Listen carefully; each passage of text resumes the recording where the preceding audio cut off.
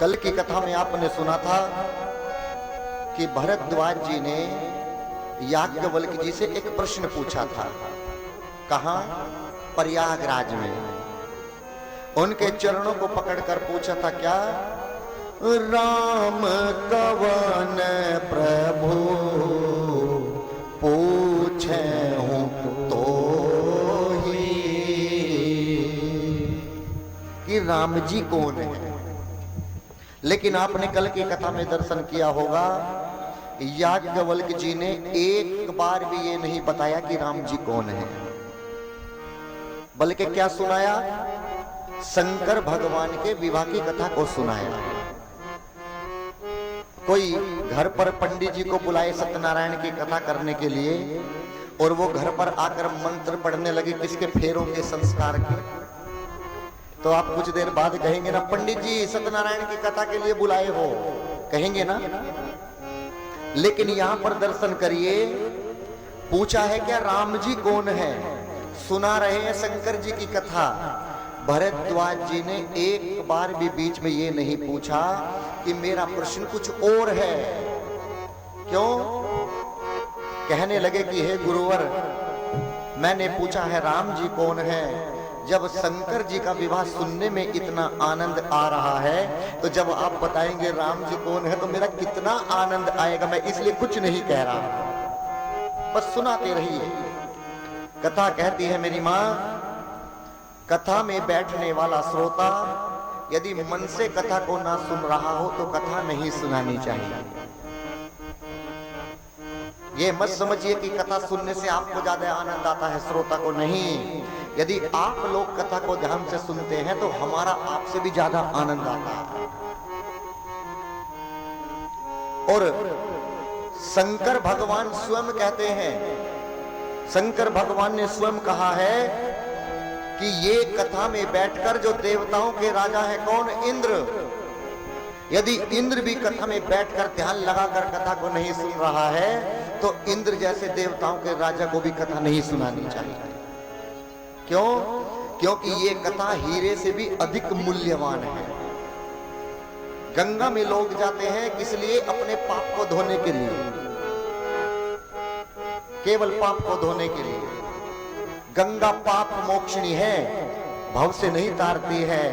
भव से तारने के लिए तो किसी ग्रंथ का, किसी पुराण का ही आश्रय लेना पड़ेगा। परीक्षित जी को 7 दिन में मरने का श्राप लगा था भागवत कथा में।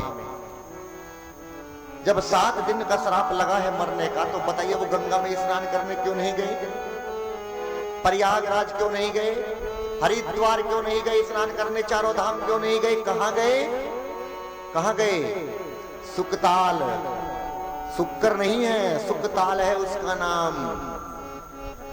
और वहां पर बैठकर कथा सुनी, क्योंकि उन्हें पता है कि मुझे भव से पार केवल कथा ही उतार सकती है। आप याद रखना, कितना भी सत्कर्म कर लीजिए, लेकिन जीवन में रिचार्ज होने के लिए कथा अति आवश्यक है। कथा ही केवल भव से पार उतारती है।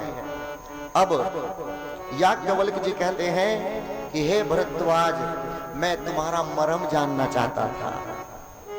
मैंने सुनाया शंकर जी का विवाह, आपने पूछा राम जी कौन है, लेकिन आप बीच में एक बार भी नहीं बोले कि मेरा प्रश्न कुछ और है। और इस भावना को देखते हुए याज्ञवल्क्य जी के मन में क्या प्रश्न उठा? हे आहो धन्य तब जन्म मुनि सा, ओ धन्य तब जन्म मुनि सा, तुम प्राण सम प्रिय गोरी सा, तुम प्राण सम प्रिय गोरी सा, शिव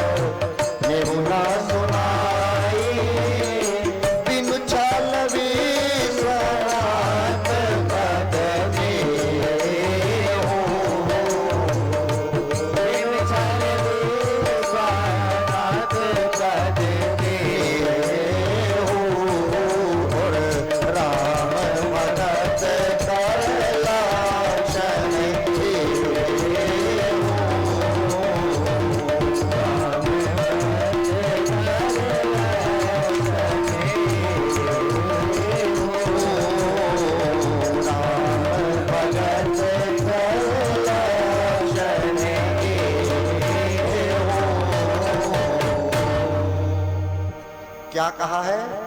याज्ञवल्क्य जी कह रहे हैं भरद्वाज जी, बीनु छल विश्वनाथ पद नेहो, कि जब तक व्यक्ति चतुराई को छोड़कर यदि राम जी की कथा सुननी है तो पहले शंकर भगवान जी के चरणों को पकड़ना पड़ेगा, और यदि राम जी की कथा सुननी है तो शंकर जी को पकड़ना पड़ेगा, और यदि शंकर जी की कथा सुननी है तो पहले राम जी को पकड़ना पड़ेगा। इसमें लिखा है बिनु छल, छल को छोड़कर विश्वनाथ, विश्वनाथ माने शंकर भगवान, बिनु छल विश्वनाथ, पद माने पांव, नेहू, नेहू माने प्रेम, पहले शंकर जी के चरणों में प्रेम करना पड़ेगा, उसी के बाद राम कथा सुनने का अधिकारी है। और मैं देख रहा हूं भरद्वाज तुम्हारे अंदर राम भगत कर लक्षण एहो, तुम्हारे अंदर सारे लक्षण भरे हुए हैं, तुम राम जी के पवित्र भक्त हो, मैं तुम्हें कथा अवश्य सुनाऊंगा। इस बात को देखकर याज्ञवल्क्य जी की आंखों में आंसू आ गए कि ऐसा पवित्र भक्त मिला है कथा सुनने के लिए। और याज्ञवल्क्य जी आनंद में आकर क्या बोले? शंभु चरित सुनी सरस सुहावा, और भरद्वाज मुनि अति सुख पावा। शंकर भगवान की कथा को सुनकर प्रेम में आ गया। याज्ञवल्क्य जी ने कहा, मैं तुम्हारा मर्म जानना चाहता था। कौन सा मर्म? प्रथम ही मैं कहीं शिव चरित पूछा मर्म तुम्हार, सुचि सेवक तुम राम के रहित समस्त विकार। मैं आपको कथा अवश्य सुनाऊंगा। आप भगवान के क्या हैं? सुचि, सुचि माने सुचि सेवक, सुचि माने पवित्र, सुचि माने पवित्र। आप राम जी के पवित्र भक्त हैं। मैं आपको कथा अवश्य सुनाऊंगा। और आपके अंदर क्या है? रहित समस्त विकार, आप विकार से रहित हैं, आपके अंदर कोई भी विकार नहीं है। लेकिन हमारे और आपके अंदर विकार भरे पड़े हैं। कौन से विकार? काम, क्रोध, मद, मोह, लोभ, मत्सर माने ईर्ष्या। हम एक दूसरे से ईर्ष्या करे बिना रह ही नहीं सकते, कितना भी भजन करते रहिए। क्यों? कई लोग कहते हैं कि मुझे रात भगवान जी ने सपने में दर्शन दिए, मुझे रात कृष्ण भगवान ने दर्शन दिए। मैं आपसे पूछता हूं, यदि किसी को कोई हनुमान जी रात को दर्शन दे दे तो क्या वो सुबह को 99 के चक्कर में लगेगा? भगवान को पाने के बाद ये 99 का चक्कर समाप्त, लेकिन हम फिर भी 99 के चक्कर में लगे हैं, 99 के चक्कर में लगे हुए हैं। याद रखिए, याज्ञवल्क्य जी कहते हैं आप भगवान के पवित्र भक्त हैं और मैंने जान लिया। बोले क्या जान लिया? मैं जाना तुम्हार गुणशीला, आपके मैंने गुण को भी जान लिया है, आपकी शीलता को भी जान लिया है। देखिए, शीलता कभी भी चेहरे से नहीं देखी जाती, शीलता कभी भी हृदय से नहीं पहचानी जाती, शीलता सदा आंखों से पहचानी जाती है। शीलता क्या है? शीलता व्यक्ति का आभूषण है। आपने कई बच्चों को देखा होगा, कई बच्चे उतंग होते हैं। घर पर जब कोई माता पिता रिश्तेदारी में जाते हैं तो क्या कहते हैं बच्चों से? सावधान, यदि वहां जाने के बाद कुतर पुतर की तो देख लेना, बहुत मार लगेगी तुम्हें। और जैसे बच्चा वहां जाता है, जैसे ही उसकी आंखें, क्या कहा था घर पर देख लेना, फिर बच्चा शांत होता है ना। इसे कहते हैं शीलता। बच्चों को इतना नटखट होना भी चाहिए। ये शीलता कभी भी हृदय से नहीं पहचानी जाती, शीलता व्यक्ति की आंखों से पहचानी जाती है। कई लोग होते हैं कथा में बैठकर सोते हैं 3 घंटे, बाद में पूछे क्या सुना था, बोले पूरी कथा सुना हूं। झूठ बोलता है। झूठ बोलने की मशीन को जानते हैं कि नाम याद है आपको? झूठ बोलने की मशीन बोलिए। हाँ, महाराज जी ने बताया। बोले कहाँ हो? घर पर नाश्ता करे। बोले ट्रैफिक में फंसा हूं। झूठ बोलने की मशीन, इससे बचा जाए। कथा में लोग सोते हैं। आज यहां पर दर्शन करिए, याज्ञवल्क्य जी ने क्या कहा? सुन मुनि माज समागम तोरे,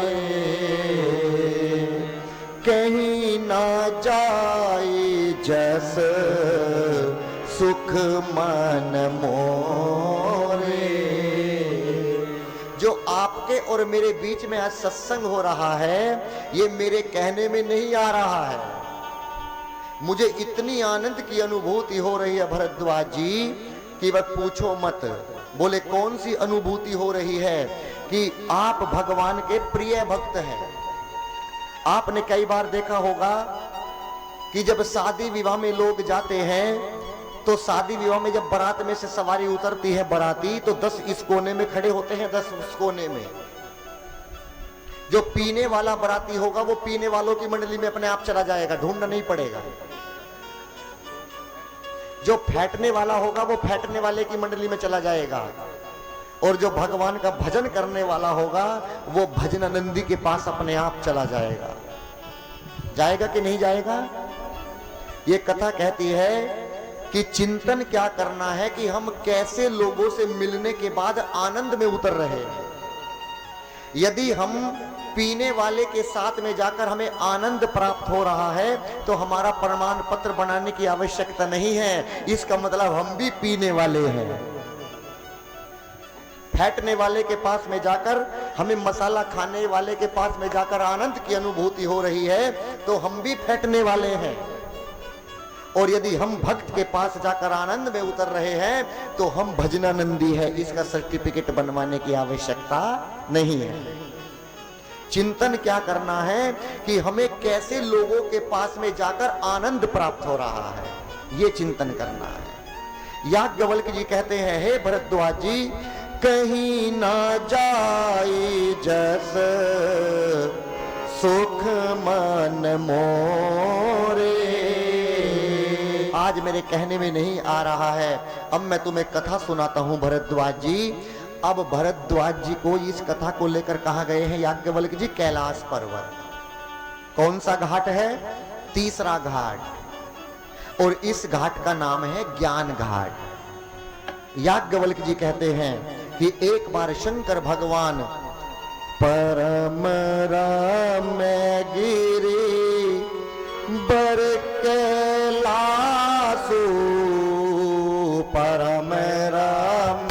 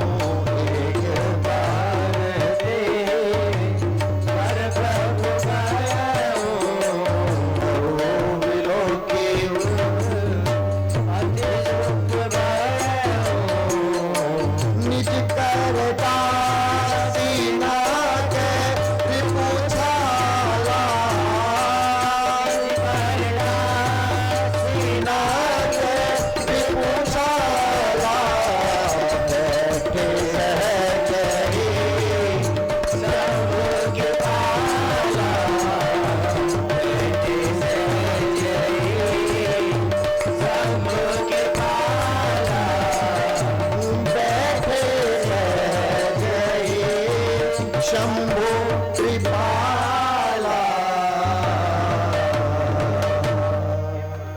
एक बार शंकर भगवान कैलाश पर्वत पर मेरी मां पार्वती मैया को बुलाए और अपना सुंदर सा आसन बिछाए अपने ही हाथों से। परम रम्य गिरिवर कैलासु, एक कैलाश पर्वत पर एक शिखर है और वहीं पर एक वृक्ष है। किसका? बड़ का वृक्ष। नित्य नूतन सुंदर सब काला, वो हर ऋतु में सुंदर और नवीन और नूतन रहता है। क्यों? क्योंकि शंकर भगवान के भजन का प्रभाव है। देखिए, कई स्थान तय होने चाहिए, जैसे भजन, भोजन और तीसरा, पहला है भजन, दूसरा भोजन, तीसरा शयन सोना और चौथा लड़ना। ये चारों एकांत की चीजें हैं। देखिए, लड़ना भी एकांत में चाहिए। क्यों? पहले राजा महाराजाओं के महल में एक कोप भवन बना होता था। जब भी राजा को लड़ना होता था तो उसी के अंदर लड़ते थे। क्यों? हमारी लड़ाई का दुष्प्रमाण इस बाहर के वातावरण को दूषित न कर दे। इसीलिए जिसके घर में बच्चे हैं, बताइए, यदि माता पिता बच्चों के सामने लड़ेंगे तो बच्चों पर क्या प्रभाव पड़ेगा? इसीलिए या तो बच्चे सो जाएं या बच्चे स्कूल में चले जाएं जब लड़ना चाहिए। चार चीजें, भजन, भोजन, शयन और चौथा है लड़ना एकांत में। शंकर भगवान आज बिल्कुल एकांत समझकर उसी कैलाश पर्वत पर बढ़ के नीचे बैठे हैं। कैसे? बैठे सहज ही शंभो कृपाला, बैठे सहज ही। इस संसार में सहज होना सबसे कठिन है। देखिए, शंकर भगवान आज मुद्रा में बैठे हैं। किसकी? योग की मुद्रा में। प्राणायाम 8 प्रकार से 8 मुद्रा होती है प्राणायाम की। पहली यम, दूसरा नियम और तीसरा आसन और चौथा प्राणायाम और पांचवा प्रत्याहार और छठा है धारणा और सातवां ध्यान और आठवां समाधि। अब बोले हैं पंडित जी। तिवारी जी से कुछ नहीं मिलेगा बात करने में, चले जाएंगे 7 दिन बाद अपने घर। इधर ध्यान दो। आठवां है समाधि। जब समाधि लग जाए तो समझ जाइए आनंद में उतर गए। लेकिन ये आठों शंकर भगवान जी को आनंद नहीं दे रहे हैं। क्यों? ये बीच की स्थिति है शंकर भगवान के लिए। शंकर भगवान इन आठों में से किसी में नहीं बैठे। शंकर भगवान किस में बैठे हैं? बैठे सहज। इसमें सहज कहीं नहीं आया है।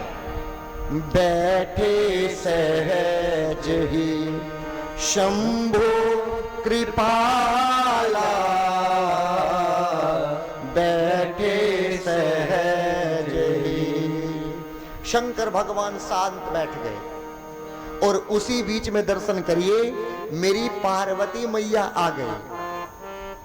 और जैसे पार्वती मैया आई, यदि आप आज सुंदरकांड का पाठ कर रहे हैं, मान लीजिए मंगल है और आप सुंदरकांड का पाठ करने आपके पति देव बैठ जाएं और जैसे ही वो पहला श्लोक बोलना प्रारंभ करें, उसी बीच में आप किसी में से उठकर पीछे से जाएं, रामचरितमानस हाथ में लेके बोलें, स्वामी जी आज मैं भी आपके साथ में हनुमान चालीसा पढ़ूंगी।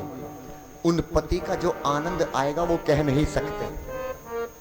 क्यों? सत्संग में सत्संग मिल जाएगा। और जिस घर में पति और पत्नी के बीच में सत्संग होता है वो घर स्वर्ग से भी बड़ा होता है। और जिस घर में पति और पत्नी में कलह होती है वो घर नरक से भी बदतर माना जाता है। याद रखिएगा, शंकर भगवान आज सहज मुद्रा में बैठे हैं और इसमें लिखा भी है उत्तमा सहजावृत्ति मध्यमा ध्यान धारणा। सबसे पहले किसको लिया गया है? सहज को। तबला बजाना सरल है, इंजीनियर बनना सरल है, टीचर बनना सरल है, इस संसार में सब कुछ बनना सरल है, लेकिन सरल बनकर सहज बने रहना यह बहुत कठिन है, किसी से नहीं होता। शंकर भगवान ने आज मेरी मां का आसन अपने हाथों से बिछाया। शंकर भगवान ने जैसे अपने हाथों से आसन बिछाया, ये कथा कहती है पत्नी को पति का आसन बिछाना चाहिए, न कि पति को पत्नी का बिछाना चाहिए। लेकिन आज शंकर भगवान ने सोचा कि आज हमारे बीच में सत्संग होने वाला है, इसलिए आज शंकर भगवान ने अपने ही हाथों से आसन बिछाया और आसन बिछाने के बाद अपने पास बाएं अंग बिठा लिया। इस दृश्य को देखकर पार्वती मैया रोने लगी। क्यों? शंकर भगवान ने पूछा, पार्वती आप रो क्यों रही हैं? बोले, नाथ मैं इसलिए रो रही हूं कि मैंने अज्ञान बनकर पहले जन्म में आपकी बात पर विश्वास नहीं किया था प्रभु। मैं सीता मां का रूप बनाकर भगवान की परीक्षा लेने चली गई थी। परिणाम मुझे ये आसन खत्म करना पड़ा, मुझे अग्नि में भस्म होना पड़ा। आपने मुझे सन्मुख आसन दिया था, मैं पत्नी का अधिकार खो चुकी थी प्रभु। आज मैंने एक जन्म और लेकर अपना खोया हुआ आसन प्राप्त कर लिया नाथ। ये दुखी के आंसू नहीं है, ये मेरी खुशी के आंसू है, इसलिए रो रही हूं। और शंकर भगवान ने आज मां को अपने पास में बिठाया कैसे, और दोनों के बीच में सत्संग प्रारंभ हो गया। दोनों के बीच में सत्संग चला। शंकर भगवान कहते हैं कि मुझे लगता है पार्वती आज तुम मुझसे कुछ पूछना चाहती हो, आज तुम मुझसे कुछ कहना चाहती हो पार्वती। मां ने कहा, प्रभु मैं तो कई जन्म से कहना चाहती थी, लेकिन जब जब कहना चाहती थी कुछ ऐसा हो जाता था कि मुझे दूसरा अवतार लेना पड़ता था। बोले, चर अचर नर मुनि, यहां तक कि ब्रह्मा जी भी आपके चरणों को देखने के लिए तरसते हैं प्रभु। और आज मैं तुमसे एक प्रश्न पूछना चाहती हूं। बोले, पूछिए। कि मैंने सुना है कि भगवान का कभी जन्म नहीं होता, ब्रह्म का कभी जन्म नहीं होता, ब्रह्म किसी की कोख से जन्म नहीं ले सकता। ब्रह्म अजन्म होता है, निराकार परातत्व साकार होता है ब्रह्म। लेकिन आप कहते हैं कि जो कैलाश पर्वत पर जो बड़ का वृक्ष है उसके नीचे बैठने वाला कभी दरिद्र नहीं रहता, तो फिर ये मेरा भ्रम क्यों बना है? बोले, कौन सा भ्रम पार्वती? आप जिसे कहते हैं कि राम जी ब्रह्म है, ब्रह्म का कभी जन्म नहीं होता, तो उस राम जी ने किसी की कोख से कैसे जन्म ले लिया? उस राम ने तो एक साधारण कौशल्या मां की कोख से जन्म लिया, वो ब्रह्म कैसे हो गए? एक साधारण जीव को आप ब्रह्म घोषित किए बैठे हैं प्रभु, ये मेरा प्रश्न है। आप मुझे बताइए कि राम राजा बनते बनते वन में क्यों गए, उनकी पत्नी का हरण क्यों हुआ और उन्होंने रावण को मारा, फिर अयोध्या के आकर राजा बने, ये मेरा प्रश्न है। और प्रभु आज मैं पहले जन्म की भांति आपसे विवाद नहीं करना चाहती, आज मैं पहले जन्म की भांति विवाद नहीं, आज ये पार्वती आपसे संवाद करना चाहती है। आज ये मत कहना नाथ जो तुमने पहले जन्म में कहा था, क्या होगा वही जो राम रच रहा, क्यों करता रग बढ़ावे साखा। आज मैं साखा नहीं, आज मैं बात को बढ़ा नहीं रही हूं प्रभु, मुझे राम जी की कथा सुनाई। शंकर भगवान ने कहा, मुझ पर कोई कथा नहीं आती, आप किसी और से कथा सुनिए। अब मां का जवाब सुनिए, मां ने क्या कहा? मां ने कहा, प्रभु तुम पुनि राम राम दिन राती। तुम राम जी का भजन दिन और रात करते हो, तो मैं पुनि राम, राम दिन राती। सादर जप हो अनंग अराती। इस पूरे संसार में दिन और रात केवल आप ही राम जी का भजन करते हैं। आपसे अच्छा वक्ता मुझे कहीं संसार में नहीं मिलेगा। आप राम कथा कहने के स्पेशलिस्ट हैं। मैं कहां जाऊं प्रभु, आप ही सुनाइए। और जिस प्रकार हम मंगलाचरण करते हैं, शंकर भगवान के मन में पूरा हृदय में क्या उतर आया? राम जी का चरित्र उतर आया। शंकर भगवान ने कथा गानी शुरू की और सबसे पहले मंगलाचरण गाया।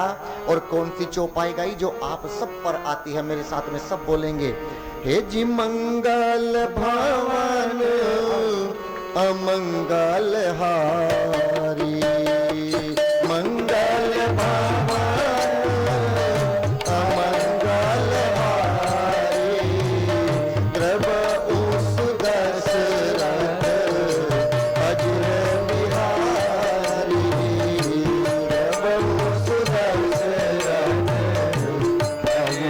बिहारी,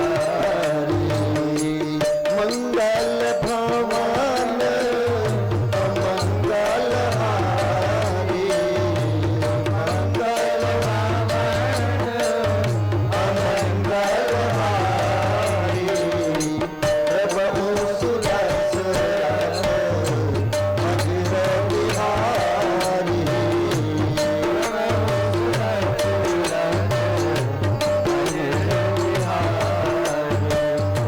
धन्य धन्य गिरि राजकुमारी,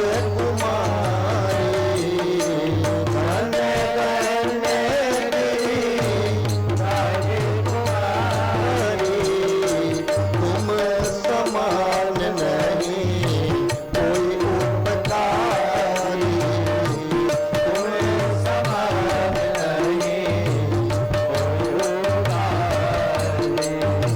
पूछे हो रघुपति कथा प्रसंगा, पूछे हो रघुपति कथा प्रसंगा, सकल लोक जग पावन गंगा, सकल लोक जग पावन गंगा, सकल लोक जग पावन गंगा।